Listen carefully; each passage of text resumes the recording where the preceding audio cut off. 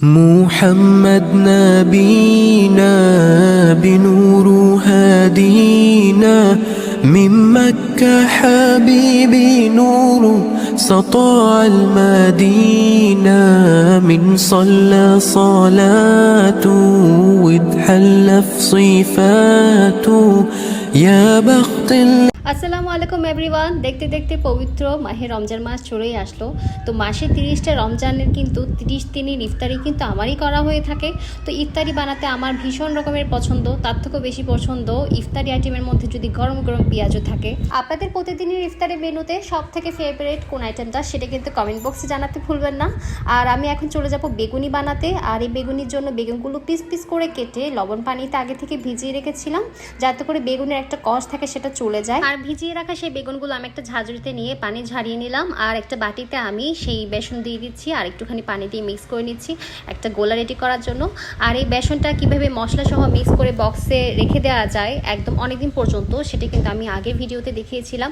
তো এইভাবে করে যেহেতু পানি একটু বেশি হয়ে গিয়েছে, বেসন একটু দরকার, এভাবে করে মিক্স করলে না এক্সট্রা কোনো লবণ মরিচ গুঁড়া এগুলো না আমার 19-20 হয় না, মানে কম বেশি হয় না, খুব সুন্দর করে আমার কাজটা অনেক ইজি হয়ে যায়। তো জাস্ট এই গোলার ভিতরে বেগুনটা চুবিয়ে দেন আমি বেগুনি ভাজলাম গরম গরম। আর এরকম ব্রাউন কালার হয়ে আসলে এখন আমি তুলে নিচ্ছি। আমার গরম গরম ফুলকো বেগুনি খেতে অনেক বেশি পছন্দ, যদি আমি অ্যালার্জির জন্য তেমন একটা বেশি খেতে পারি না। তো এখন আমি চলে যাচ্ছি পাকোড়া বানাতে। আর এটা বাসায় আপনাদের যে এরকম সবজি থাকে সব রকম সবজি কিন্তু মিক্স করে বানাতে পারেন। আমি জাস্ট বাঁধাকপি কুচি, কাঁচামরিচ কুচি, পেঁয়াজ কুচি আর একটুখানি পানি মিক্স করে আটা দিয়ে লবণ দিয়ে আর খানিকটা মশলা মিক্স করে দেন আমি এটা ডোটা রেডি করে এই পাকোড়াটা রেডি করলাম। আর হাজব্যান্ড এদিকে চলে আসছে, আমাকে হেল্প করবে নাকি জিজ্ঞাসা করছিল। ও যেহেতু একটু তাড়াতাড়ি চলে আসে এখন ইফতারের সময়, তো মাঝে মধ্যে একটু দেখা যায় যে একটু হেল্প করতে চাই। আমিও বললাম যে ঠিক আছে তুমি কাজ করো। তো বাঁধাকপি পাকোড়াটা কিন্তু ভাজা শেষ পুরোপুরি, আর সে আসছে এটা তুলে নিতে। তো বললো যে দেখো আমি কত বড় কাজ করে ফেলছি, এটা তুমি পারো, তেল থেকে উঠাতে পারো না। মানে একদম ফার্স্ট টু লাস্ট পর্যন্ত আমি সব কাজ করি, সে শুধু লাস্ট টাইমে ফিনিশিং টাইমে এসে একটু নাড়াচাড়া দিয়ে বলে দেখো কত মজা হয়েছে, আমার হাত লাগছে সেজন্য। তারপর আমি ওকে বললাম যে ব্লেন্ডার মেশিনে নিয়ে একটু ব্লেন্ড করে নিয়ে আসার জন্য জুসগুলো।